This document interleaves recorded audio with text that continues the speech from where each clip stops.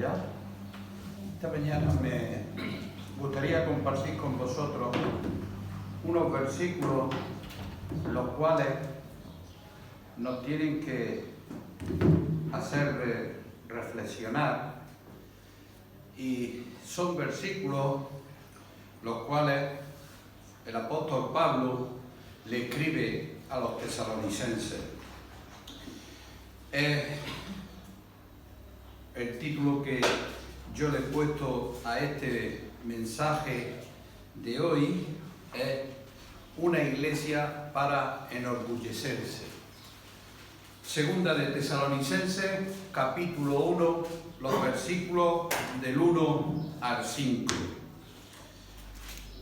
Hoy en día la iglesia se sienten orgullosas porque tienen una gran membresía, una gran asistencia, por el tamaño del terreno que tienen, por el diseño de su iglesia, por su riqueza.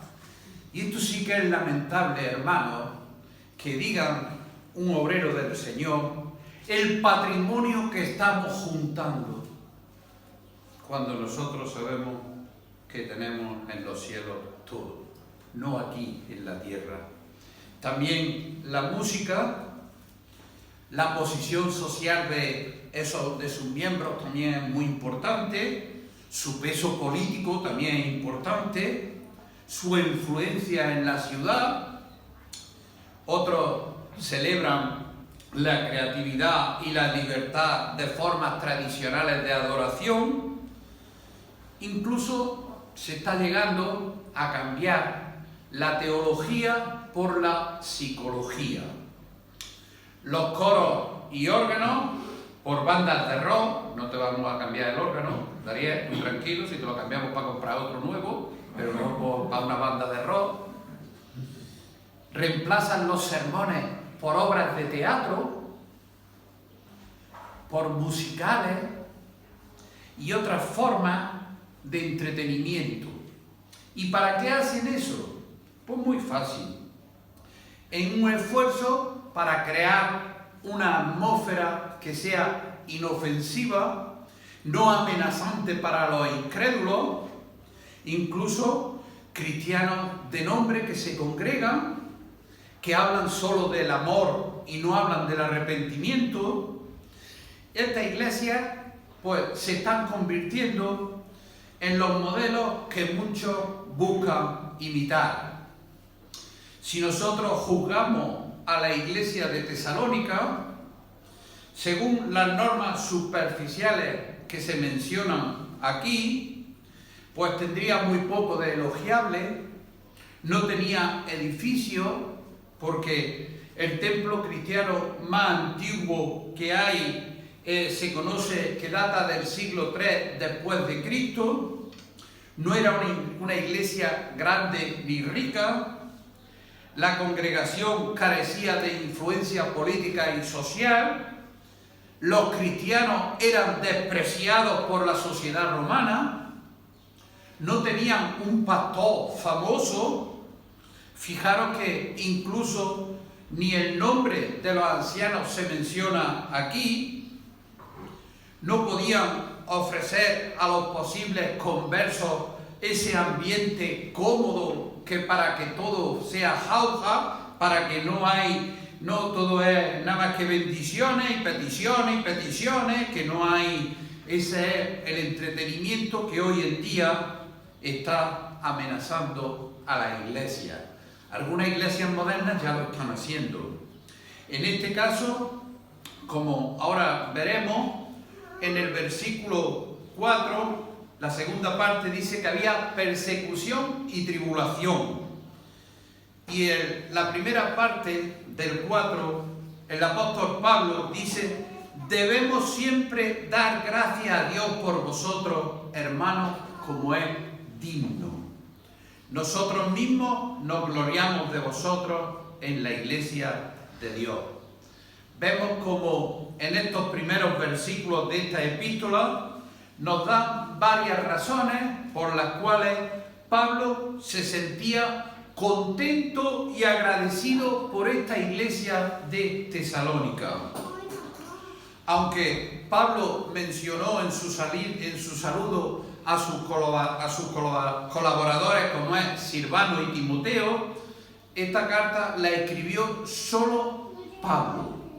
Aunque ellos también estuvieron con Pablo cuando iban fundando iglesias, como vemos en Hechos capítulo 17, pero esta carta la escribe solo Pablo. Solo, y ahora también, hermanos, solo en esta epístola a los tesalonicenses, Pablo no añade ese título que normalmente añade cuando comienza como apóstol o siervo.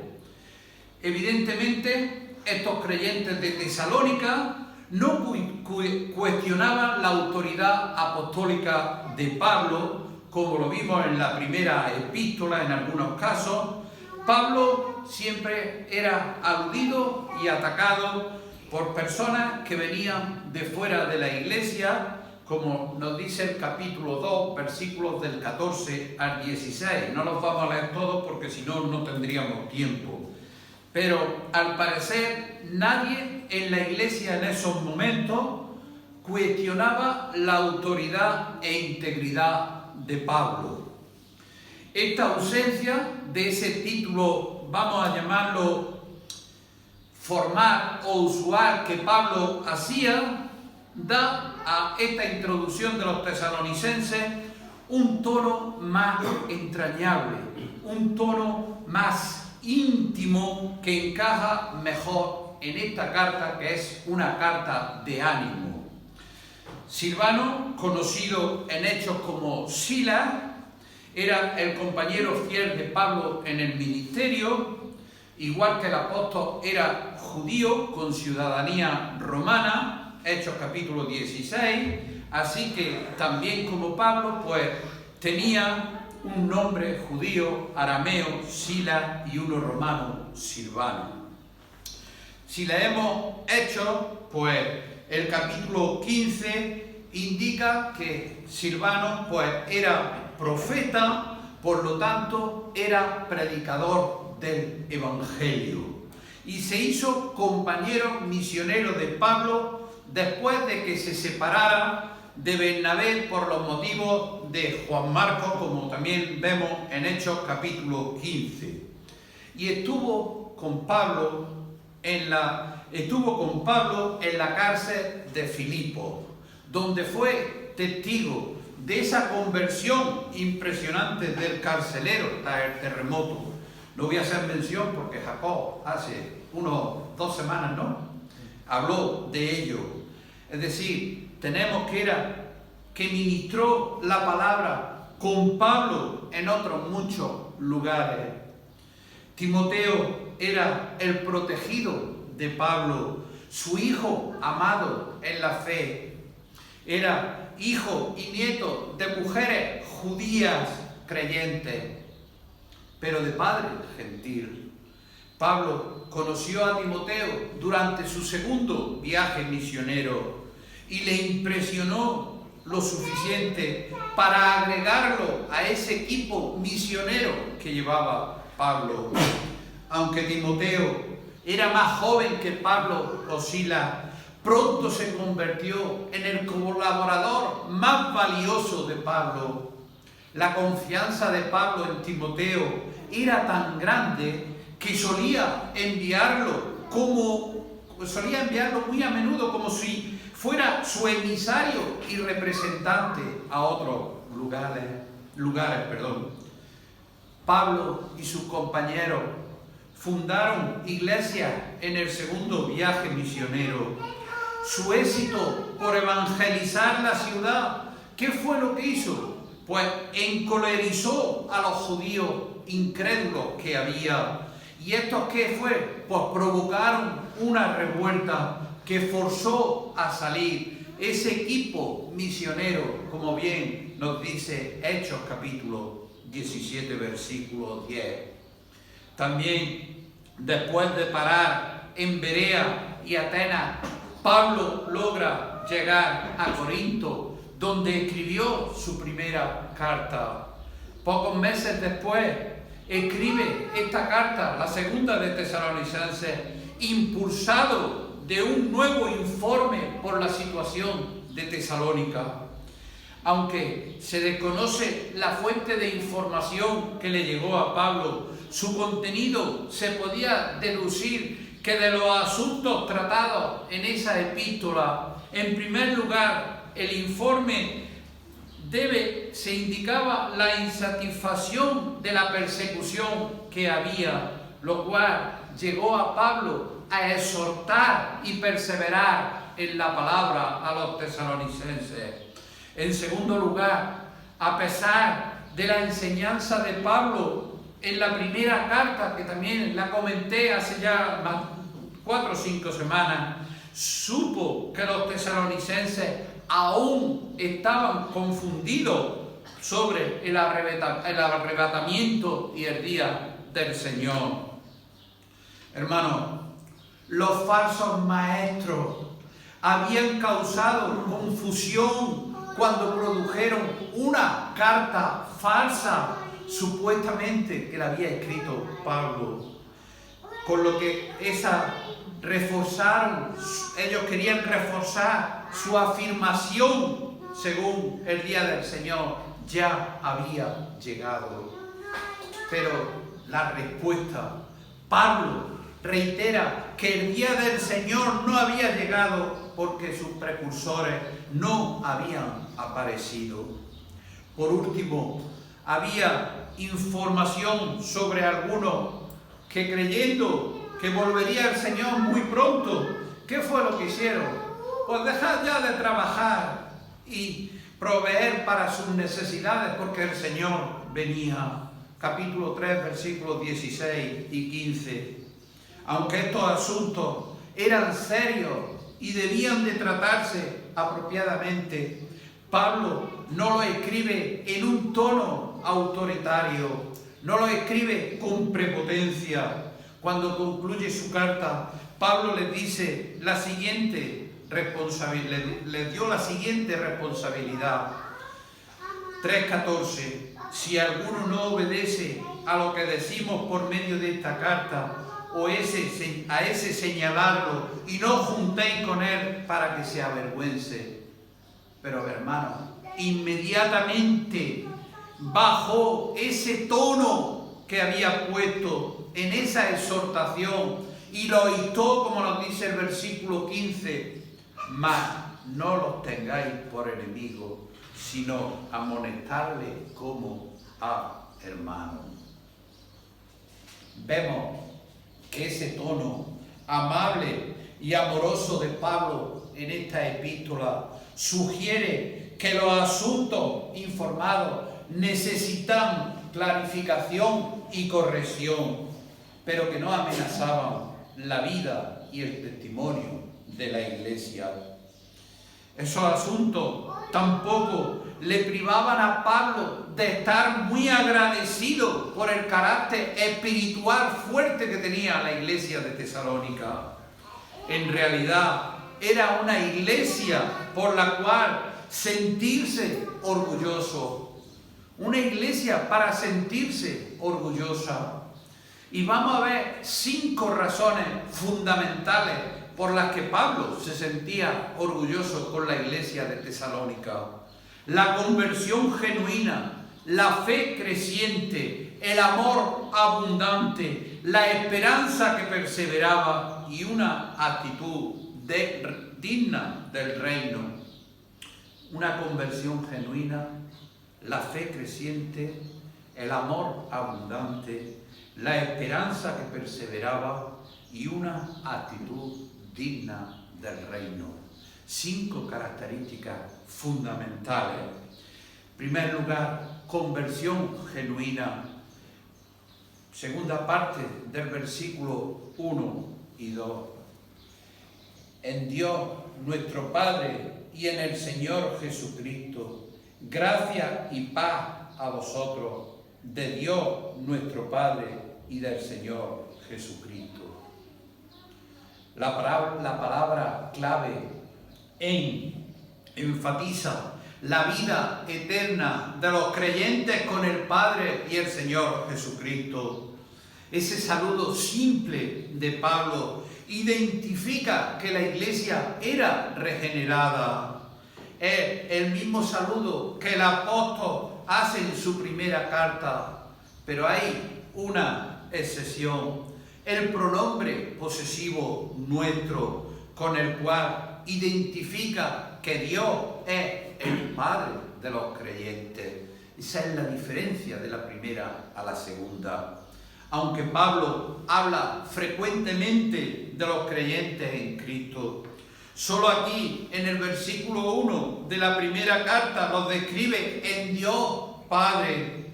Sin embargo, en su recordatorio apropiado, el cuidado del Padre por una iglesia que sufre persecución severa, porque sufrían una persecución severa.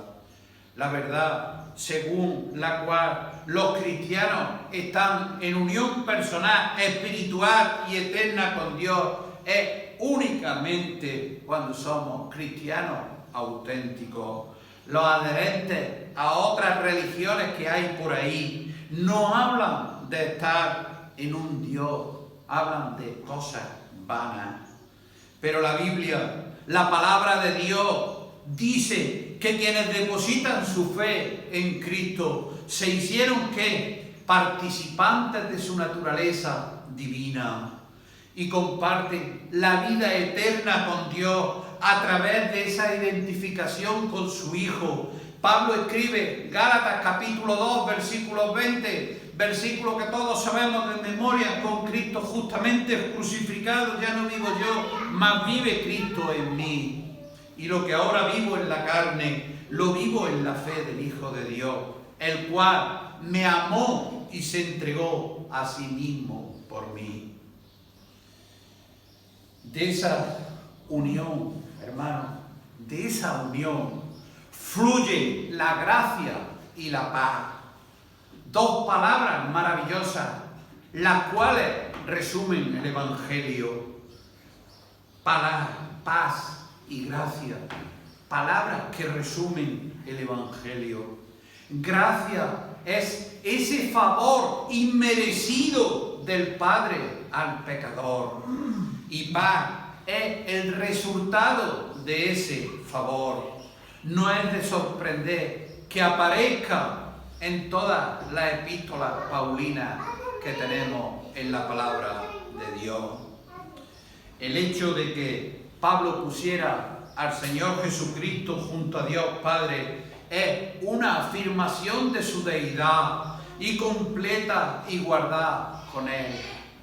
Si no fuera cierto, Pablo habría necesitado explicar cómo están unidos los creyentes tanto con Cristo como con el Padre. Además, si Jesús no es Dios, necesitaríamos explicar cómo el Padre y Él son la fuente de gracia y la paz. Hermano, la iglesia de Tesalónica, a diferencia de esa iglesia muerta que nos habla la palabra de Dios de Sardis en Apocalipsis capítulo 3, tenemos también otra iglesia que estaba tibia, nauseabunda, como era la iglesia de la Locadia, en Apocalipsis 3 también. Vemos como la iglesia de Tesalónica tenía una conversión genuina, una conversión verdadera, como prueba este capítulo 2, los versículos 13 y 14.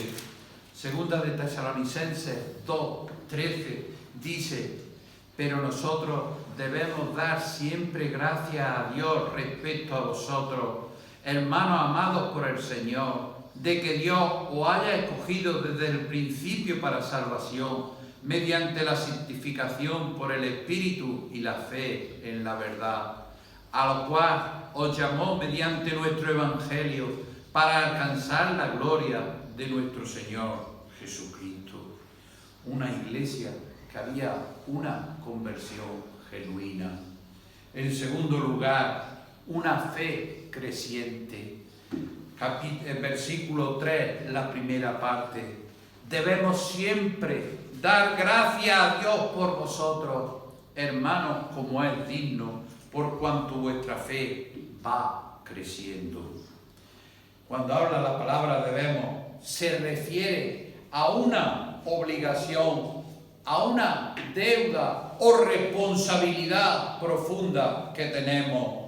Pablo no tenía otra opción sino dar siempre gracias a Dios por los tesalonicenses.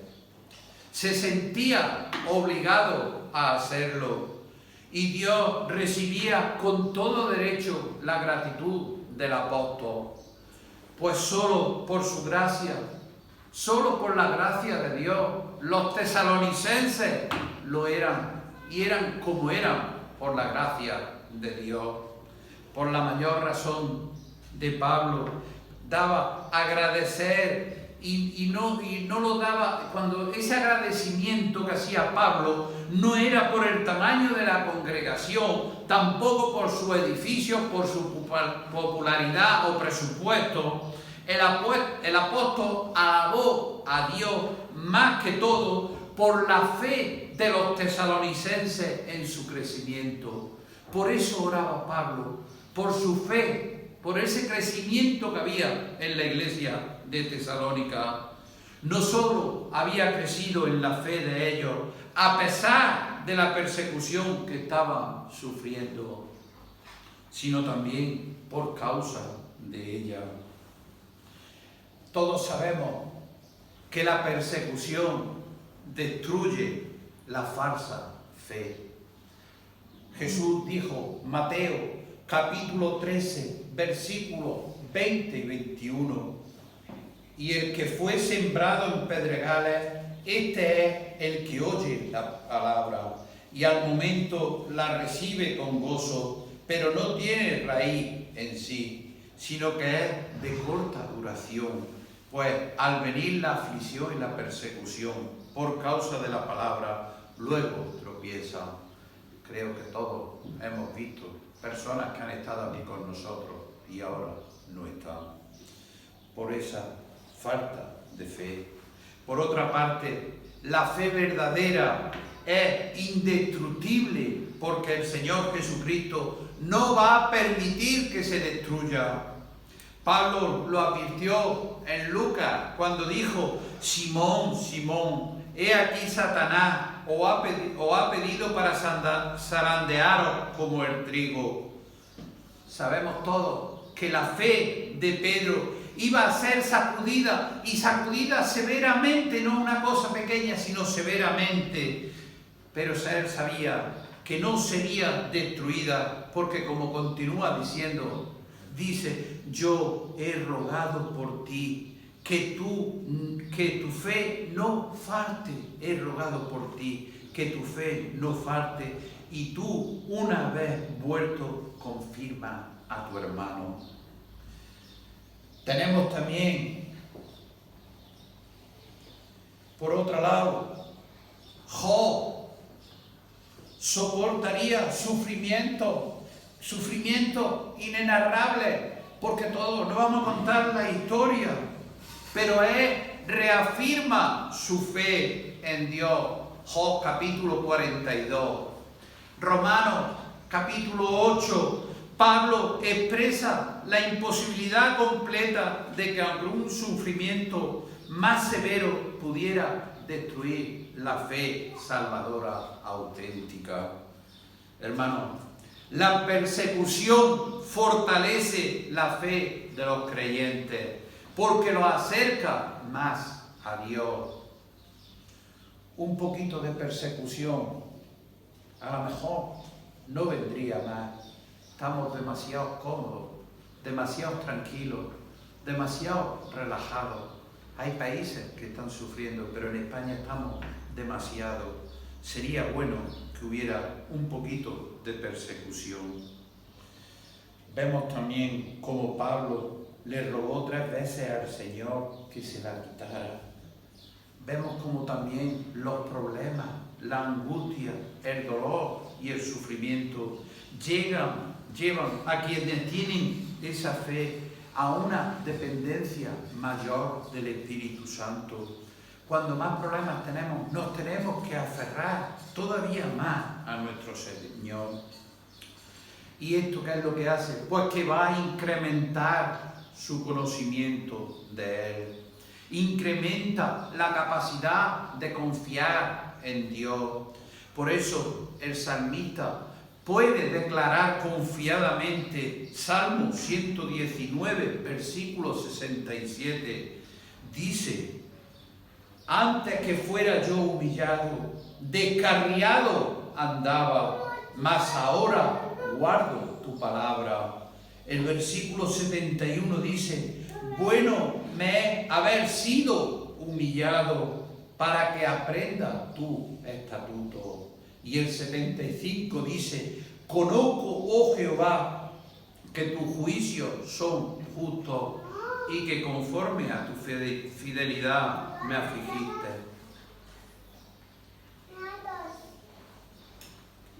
Por eso algunos cristianos se creen que necesitan ellos perdonar a Dios. Y es que no se enteran, no captan la idea. No captan la idea. Los creyentes sufren porque aunque Dios es bien intencionado, es incapaz de superar todas las contingencias de la vida. Nada ni nadie puede estar más lejos de la verdad.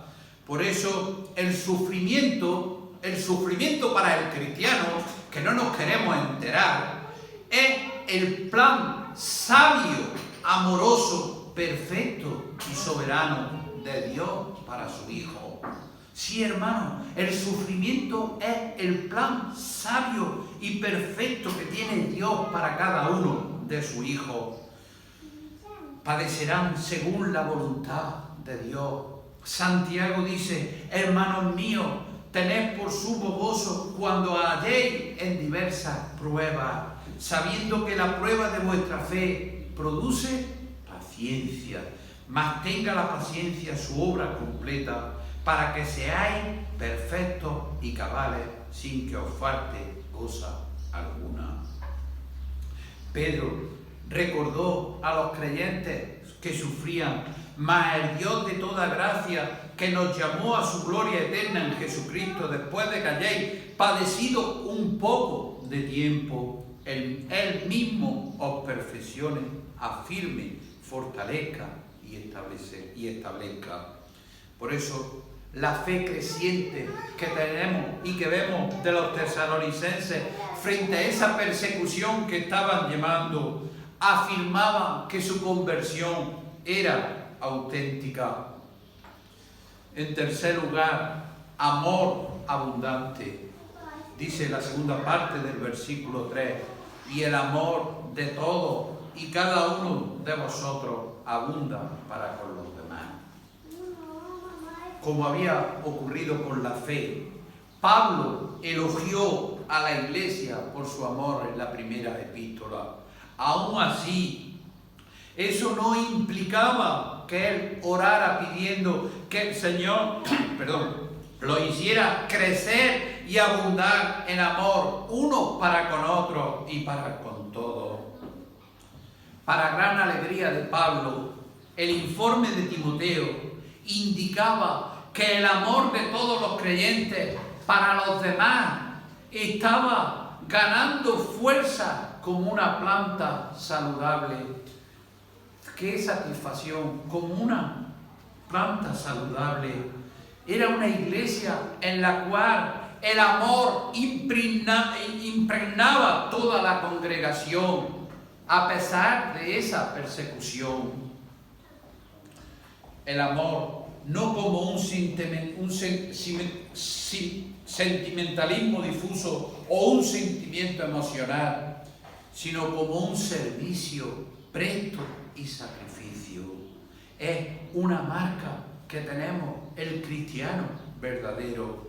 Juan dice: un mandamiento nuevo os doy, que os améis unos a otros como yo he amado, que también os améis unos a otros. En esto conocerán todos que sois mis discípulos, si tuvierais amor los unos con los otros. Pablo también en Tesalonicenses escribe acerca del amor fraternal. No tenéis necesidad que os escriba, le dice a los tesalonicenses, porque vosotros mismos habéis aprendido de Dios que os améis uno a otro. Primera de Juan, que nos dice, el que ama a su hermano permanece en la luz y en él no hay tropiezo. Hermano, la fe creciente en Dios y el amor por el prójimo son elementos esenciales en la naturaleza redimida. Para alegría y satisfacción de Pablo, esas cosas eran evidentes en la iglesia de Tesalónica. En cuarto lugar, vemos esperanza, la esperanza que persevera. Dice el versículo 4, tanto que nosotros mismos nos gloriamos de vosotros en la iglesia de Dios por vuestra paciencia y fe en todas vuestras persecuciones y tribulaciones que soportáis.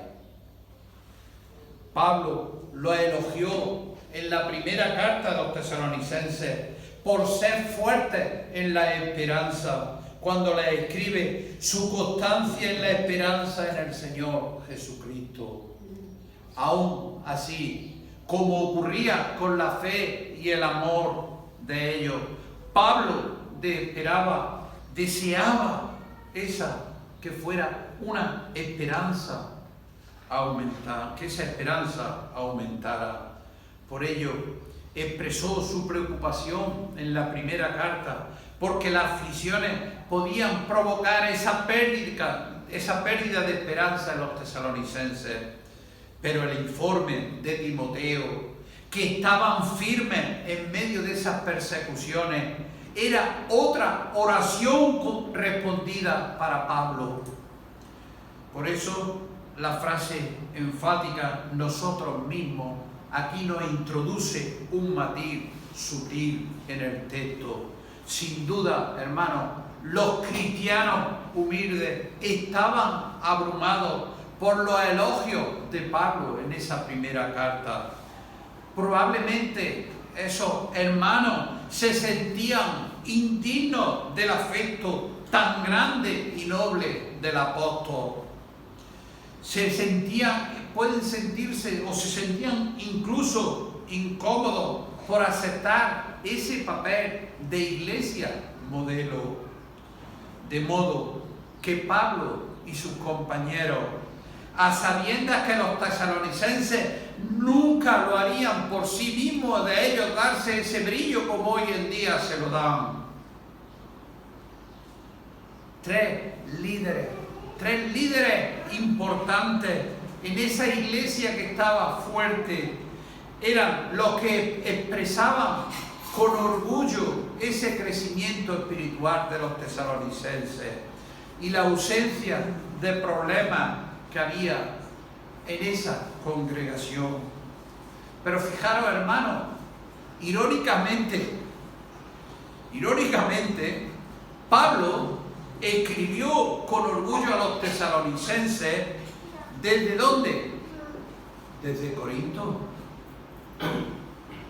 donde estaba la iglesia con más problemas que existía, la más inmadura espiritualmente entre todas las iglesias. Qué ironía, ¿no? Fijaros, hermano. Pero Pablo se siente orgulloso. Especialmente los tres estaban agradecidos por la paciencia, la fe y por la persecución y tribulación que los tesalonicenses soportaban. Qué gran ejemplo para nosotros, que cuando nos viene algo cogemos el dolor y salimos corriendo. La paciencia, hermano, no es resignación. La paciencia no es resignación, sino es la que soporta las tribulaciones. La palabra literalmente habla de permanecer y mantener la esperanza bajo las dificultades.